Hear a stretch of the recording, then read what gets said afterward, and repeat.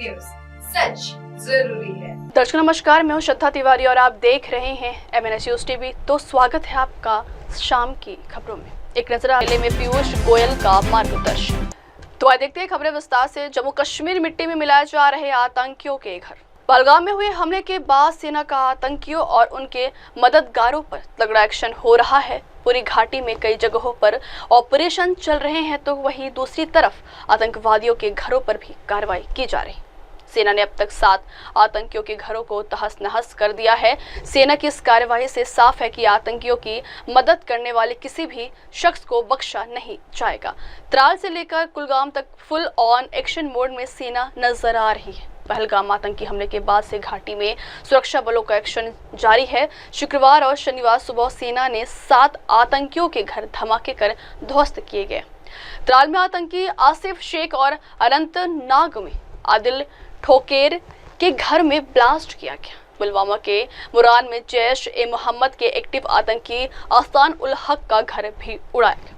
मुरन पुलवामा के आतंकवादी एहसान उल हक शेख के घर को कल देर रात अधिकारियों ने ध्वस्त कर दिया। इस कार्रवाई के दौरान भारी सुरक्षा बल मौजूद रहा।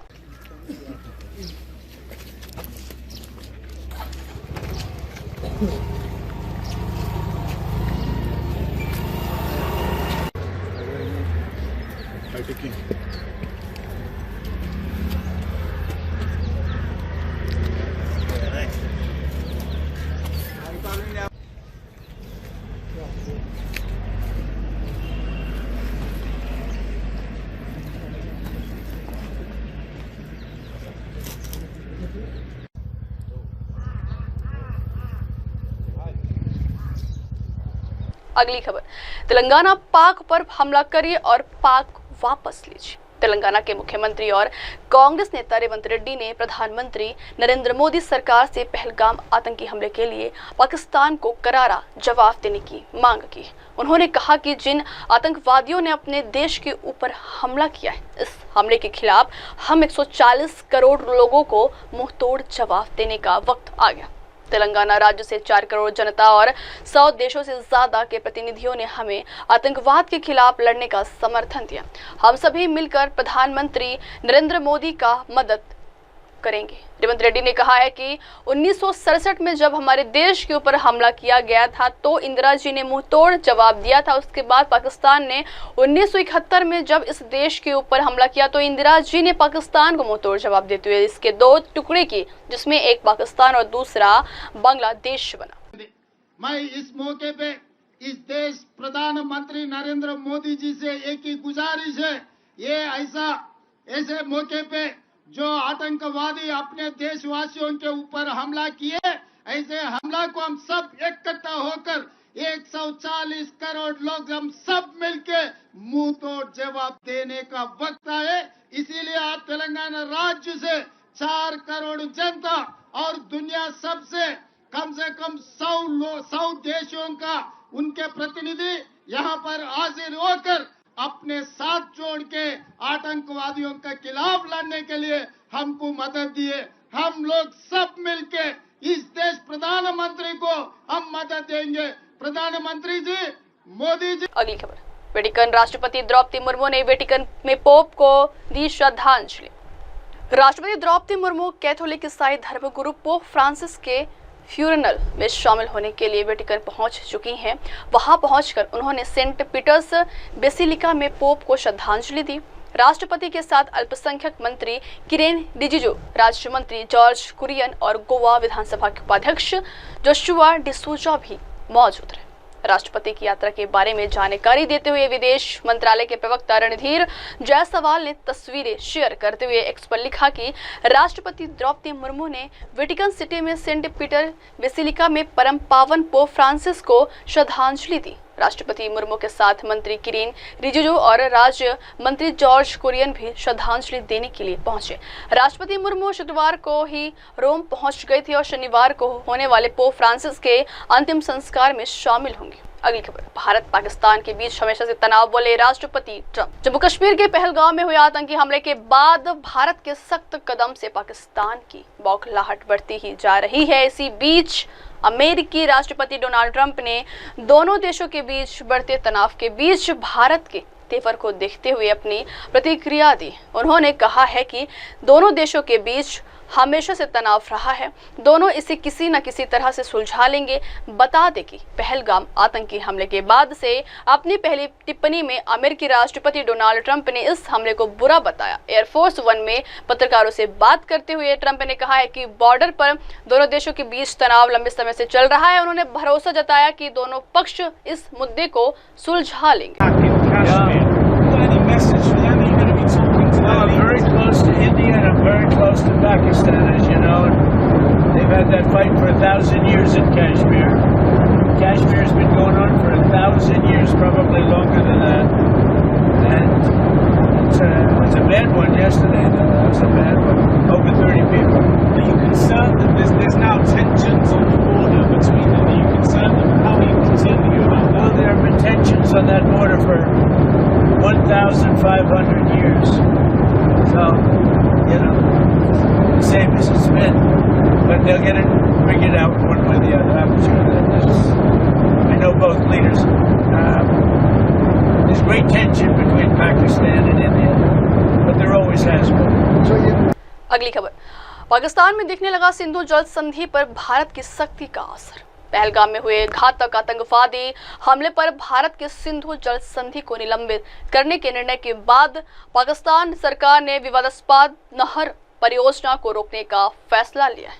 सेना प्रमुख जनरल असीम मुनीर और पंजाब की मुख्यमंत्री मरियम नवाज ने फरवरी में पंजाब प्रांत के रेगिस्तानी क्षेत्र की सिंचाई के लिए महत्वाकांक्षी चोलिस्तान परियोजना का उद्घाटन किया था। हालांकि इसने सिंध प्रांत में हंगामा खड़ा कर दिया, जहां पाकिस्तान पीपुल्स पार्टी समेत विभिन्न राजनीतिक दलों ने परियोजना के खिलाफ विरोध प्रदर्शन शुरू कर दिया है, जो केंद्र में पाकिस्तान मुस्लिम लीग नवाज के साथ सत्तारूढ़ गठबंधन का हिस्सा है। दोनों दलों के बीच तनाव के चरम पर भारत ने सिंधु जल संधि को निलंबित करने की घोषणा की, जिसके बाद प्रधानमंत्री शहबाज शरीफ ने पीपीपी के अध्यक्ष बिलावल भुट्टो जरदारी से मुलाकात की और नहर परियोजना को रोकने पर सहमति व्यक्त की। अगली खबर, महाराष्ट्र कामठी में ठेका मजदूरों के लिए 5,000 घरों की घोषणा। महाराष्ट्र के राजस्व मंत्री और नागपुर के पालक मंत्री चंद्रशेखर बावनकुळे ने शनिवार को कामठी शहर में जिलाधिकारी कार्यालय में Maharashtra housing and area development authority से संबंधित एक समीक्षा बैठक ली।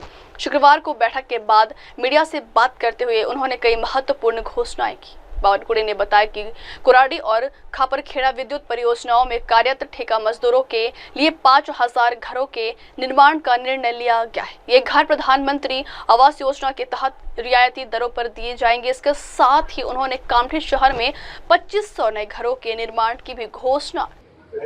यांना 5,000 घरं बांधून देण्याचा निर्णय हा आम्ही करतो आहे। स्वस्तात घरं मिळणार आहेत। प्रधानमंत्री आवास योजनेच्या माध्यमातून आम्ही योजना करतो आहे। तसंच कामठी शहरामध्ये 2,500 घरं बांधण्याचा निर्णय आम्ही करतो आहे। भिलगाव खैरी जवळ आम्ही 5,000 घरं बांधण्याचा निर्णय घेतला आहे। त्याचं काम 80% पूर्ण झालं आहे। नागपूर शहर आणि जिल्ह्यातल्या 5,500 लोकांना लवकरच आम्ही जे आता तयार झालेले घरं वाटणार आहोत। मुख्यमंत्र्यांच्या माध्यमातून माननीय मुख्यमंत्री गडकरी साहेब वाटप करणार आहेत। लवकरच नागपूर शहरामध्ये इस्लॉफ कॉलेज जवळ जी म्हाडाची इमारत आहे तिचं रिडेव्हलपमेंट करण्याचा निर्णय आम्ही घेतलेला आहे आणि म्हाडाच्या माध्यमातून जेवढे शहरामध्ये अतिक्रमण आहे तेवढे काढून त्यांना सुद्धा घरं मिळाले पाहिजे याचाही आम्ही योजना तयार केली आहे। आता आपण जे झोपडपट्टीत लोक राहतात जिथे जिथे लोक राहतात त्यांची यादी बन। अगली खबर, पाकिस्तान को वर्ल्ड कप से पहले लगा बड़ा झटका। पाकिस्तान की महिला टीम ने हाल ही में वर्ल्ड कप 2025 के लिए क्वालिफाई कर लिया है। यह मुकाबला हाइब्रिड मॉडल पर खेला जाएगा क्योंकि इसकी मेजबानी भारत कर रहा है। यह वर्ल्ड कप अक्टूबर में खेला जाएगा। महिला वर्ल्ड कप से पहले पाकिस्तान के स्टार ऑलराउंडर निदा दार ने अनिश्चितकालीन ब्रेक ले लिया। इससे पाकिस्तान को बड़ा झटका लगा है। निदा ने लिखा है कि पिछले कुछ महीनों में मेरे आसपास व्यक्तिगत और पेशेवर रूप से बहुत कुछ हुआ है जिसने मेरे मानसिक स्वास्थ्य पर असर डाला है। मैंने ऐसे में खुद पर ध्यान देने के लिए क्रिकेट से ब्रेक लेने का फैसला किया है। मैं सभी से इस दौरान मेरी निजता का सम्मान करने की अनुरोध करती हूँ। हरफन मौलाना निदा पाकिस्तान महिला क्रिकेट में सबसे पहचाने जाने वाले चेहरों में से एक है। निदा ने कहा है कि उन्होंने अपनी स्थिति के बारे में पाकिस्तान क्रिकेट बोर्ड को बता दिया है। निदा ने पाकिस्तान के लिए 270 अंतर्राष्ट्रीय मैच खेले। उन्हें हाल ही में लाहौर में आयोजित आईसीसी महिला विश्व कप क्वालिफायर के लिए टीम के चयन के लिए खुद को उपलब्ध कराने के लिए कहा गया था। पाकिस्तान की महिला टीम ने हाल ही में वर्ल्ड कप 2025 के लिए क्वालिफाई कर लिया है। यह मुकाबला हाइब्रिड मॉडल पर खेला जाएगा क्योंकि इसकी मेजबानी भारत कर रहा है। यह वर्ल्ड कप अक्टूबर में खेला जाएगा। महिला वर्ल्ड कप से पहले पाकिस्तान के स्टार ऑलराउंडर निदा दार ने अनिश्चितकालीन ब्रेक ले लिया। इससे पाकिस्तान को बड़ा झटका लगा है। निदा ने लिखा है कि पिछले कुछ महीनों में मेरे आसपास व्यक्तिगत और पेशेवर रूप से बहुत कुछ हुआ है जिसने मेरे मानसिक स्वास्थ्य पर असर डाला है। मैंने ऐसे में खुद पर ध्यान देने के लिए क्रिकेट से ब्रेक लेने का फैसला किया है। मैं सभी से इस दौरान मेरी निजता का सम्मान करने की अनुरोध करती हूँ। हरफन मौलाना निदा पाकिस्तान महिला क्रिकेट में सबसे पहचाने जाने वाले चेहरों में से एक है। निदा ने कहा है कि उन्होंने अपनी स्थिति के बारे में पाकिस्तान क्रिकेट बोर्ड को बता दिया है। निदा ने पाकिस्तान के लिए 270 अंतर्राष्ट्रीय मैच खेले। उन्हें हाल ही में लाहौर में आयोजित आईसीसी महिला विश्व कप क्वालिफायर के लिए टीम के चयन के लिए खुद को उपलब्ध कराने के लिए कहा गया था। अगली खबर, भारत पाक तनाव से बिखरा शेयर मार्केट, निवेशकों में मचा हाहाकार। आज आईटी को छोड़कर दूसरे सभी इंडेक्स लाल निशान में बंद हुए। Media, metal, PSU, telecom, power, तेल एवं गैस, रियलिटी में 2-3% की गिरावट आई। एक्सिस बैंक में बिकवाली और भारत पाक सीमा पर बढ़ते तनाव के बीच शुक्रवार को स्थानीय शेयर बाजार के प्रमुख सूचकांकों सेंसेक्स और निफ्टी में खासी गिरावट दर्ज की गई। बीएसई का 30 से शेयरों वाला मानक सूचकांक सेंसेक्स शुरुआती बढ़त को गंवाते हुए 588.90 अंक यानी 0.74% टूटकर 79,212.53 अंक पर बंद हुआ। विशेषज्ञों ने कहा है कि मंगलवार को पहलगाम में हुए आतंकी हमले के बाद बढ़ते भू राजनीतिक तनाव की चिंताओं ने बाजार की धारणा को प्रभावित किया है। आईटी सूचकांक को छोड़कर सभी सूचकांक लाल निशान में बंद हुए हैं। मुनाफा वसूली के कारण मिड मैक सूचकांक और स्मॉल कैप सूचकांक में 2% से अधिक की गिरावट आई। आज आईटी को छोड़कर दूसरे सभी इंडेक्स लाल निशान में बंद हुए। Media, metal, PSU, telecom, power, तेल एवं गैस, रियलिटी में 2-3% की गिरावट आई। एक्सिस बैंक में बिकवाली और भारत पाक सीमा पर बढ़ते तनाव के बीच शुक्रवार को स्थानीय शेयर बाजार के प्रमुख सूचकांकों सेंसेक्स और निफ्टी में खासी गिरावट दर्ज की गई। बीएसई का 30 से शेयरों वाला मानक सूचकांक सेंसेक्स शुरुआती बढ़त को गंवाते हुए 588.90 अंक यानी 0.74% टूटकर 79,212.53 अंक पर बंद हुआ। विशेषज्ञों ने कहा है कि मंगलवार को पहलगाम में हुए आतंकी हमले के बाद बढ़ते भू राजनीतिक तनाव की चिंताओं ने बाजार की धारणा को प्रभावित किया है। आईटी सूचकांक को छोड़कर सभी सूचकांक लाल निशान में बंद हुए हैं। मुनाफा वसूली के कारण मिड मैक सूचकांक और स्मॉल कैप सूचकांक में 2% से अधिक की गिरावट आई। अगली खबर, पाकिस्तान भारत के एक्शन में तिलमिलाए बिलावल भुट्टो। पहलगाम आतंकी हमले के बाद भारत ने आतंकियों को पनाह देने वाले पाकिस्तान पर कड़ा रुख अपनाया। इसे लेकर पाकिस्तान की बौखलाहट साफ देखने को मिल रही। इसी बीच पाकिस्तान पीपल्स पार्टी के नेता बिलावल भुट्टो जरदारी ने भारत के खिलाफ जहार उगला। सिंधु नदी के किनारे एक जनसभा में भाषण देते हुए बिलावल भुट्टो ने भारत के सिंधु जल समझौता खत्म करने के फैसले को एक तरफा कार्रवाई बताया। भुट्टो ने कहा है कि सिंधु नदी हमारी थी और हमारी ही रहेगी। सिंधु में या तो हमारा पानी बहेगा या फिर उनका खून जो हमारी हिस्सेदारी छीनना चाहते हैं। बिलावल भुट्टो ने भारत को गीदड़ भपकी देते हुए कहा, सिर्फ इसलिए कि उनकी आबादी ज्यादा है वो ये नहीं तय कर सकते कि पानी किसका है। पाकिस्तानी अवाम बहादुर और गौरतमंद है। हम डट कर मुकाबला करेंगे। सरहदों पर हमारी फौज हर हमले का जवाब देने को तैयार है। अगली खबर, गुजरात सूरत में 1000 अवैध बांग्लादेशी पकड़े गए। पहलगाम हमले के बाद से सरकार पाकिस्तान को लेकर सख्त हो गई है। ऐसे में भारत आए पाकिस्तानी नागरिकों को पहले से 48 घंटे में भारत छोड़ो का निर्देश जारी कर दिया गया। इसके साथ ही सभी राज्यों के मुख्यमंत्रियों को भी आदेश दिया गया है कि घुसपैठियों और अवैध रूप से रह रहे गैर भारतीयों के खिलाफ तत्काल प्रभाव से बाहर का रास्ता दिखाया जाए। इसका असर सबसे पहले गुजरात के अहमदाबाद और सूरत शहर में देखने को मिला। यहाँ पुलिस ने अवैध रूप से रह रहे करीब 1000 से अधिक बांग्लादेशियों के खिलाफ एक्शन लिया है। भारत में बिना परमिशन के रह रहे बांग्लादेशियों और गैर हिंदुस्तानियों की तलाश कर अब सरकार उन्हें वापस उनके वतन भेजेगी। पहलगाम हमले के बाद से सरकार सख्त हो गई है और किसी भी तरह की घुसपैठ बर्दाश्त नहीं करेगी। या इस दरिया से हमारा पानी बहेगा या उनका खून बहेगा। मोदी ने और उनकी हुकूमत ने ऐलान किया कि अब वो ये मुआहिदा नहीं मानते और मैं सखर में इसी सिंधु दरिया के साथ खड़े होके भारत को कहना चाहूंगा कि सिंधु हमारा है और सिंधु हमारा रहेगा।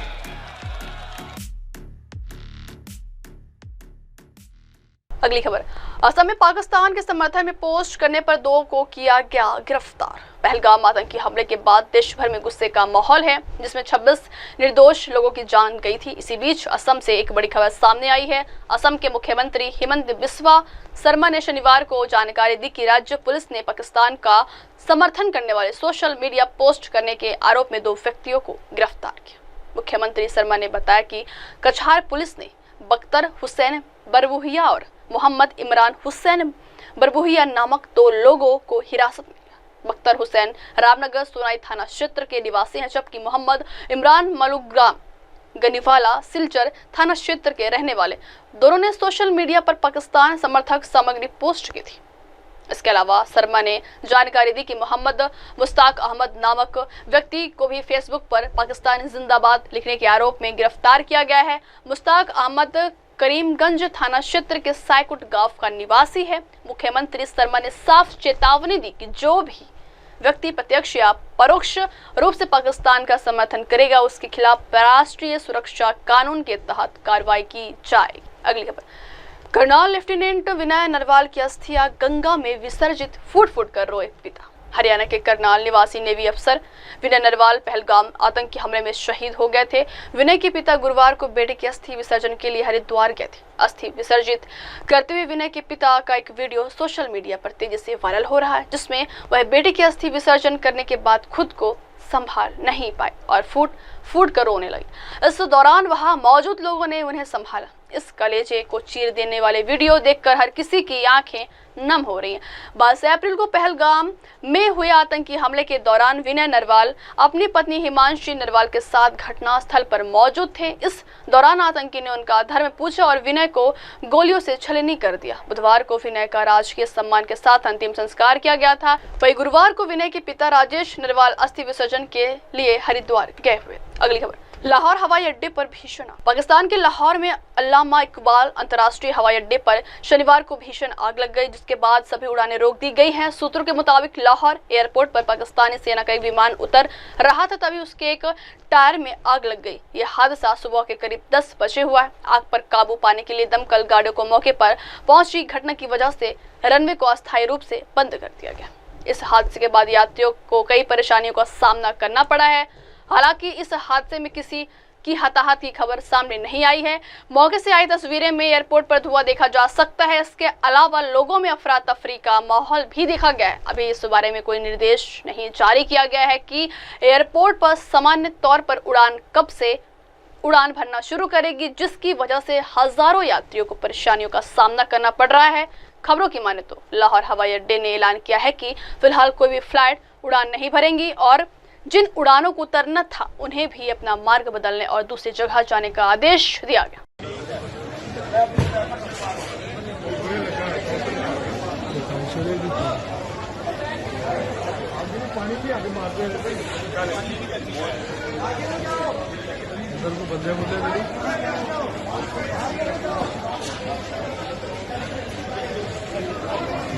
इधर बढ़ा सामने अगली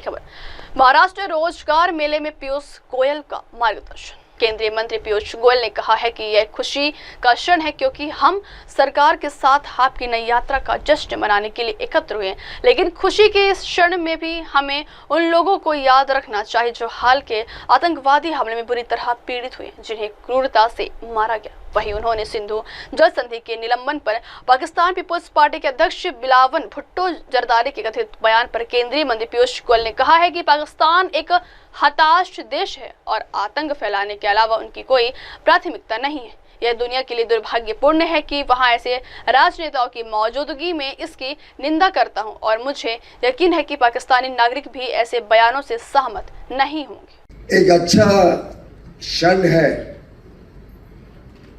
जब हम सेलिब्रेशन के लिए इकट्ठे हुए। आपकी आज रोजगार की यात्रा सरकार के साथ शुरू होती है, लेकिन ऐसे समय पे हमें उन्हें भी याद करना पड़ेगा जिनके साथ आतंकवादी हमले में इतना बुरा दुर्व्यवहार हुआ है, इतने दर्दनीय तरीके से जिनकी हत्या की गई। कश्मीर में 26 भाई बहन पर्यटक के रूप में गए हुए देश के कोने कोने से उत्साह के साथ कोई हनीमून मनाने गया है, कोई परिवार के साथ घूमने गया है, बच्चों के साथ गया है। जिस प्रकार से उनका हत्या की गई वो बहुत ही दुखद है।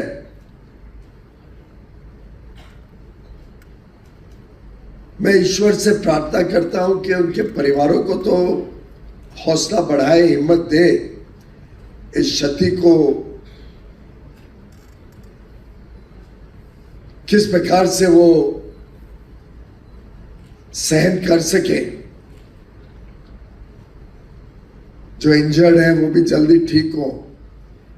लेकिन इस बात से इसलिए शुरू कर रहा हूं क्योंकि आप सब देश के नागरिक पहले हैं, फिर सरकार के आप सदस्य बनेंगे और एक देश के नागरिक के नाते हम। अब वक्त हो चला दर्शकों ब्रेक से लौटने की बात। देखिएगा देश और दुनिया की तमाम बड़ी खबरें बने रही MNS न्यूज टीवी पर। नमस्कार। नमस्कार, मैं हूं Abhishek Bachchan. Keep watching MNS news.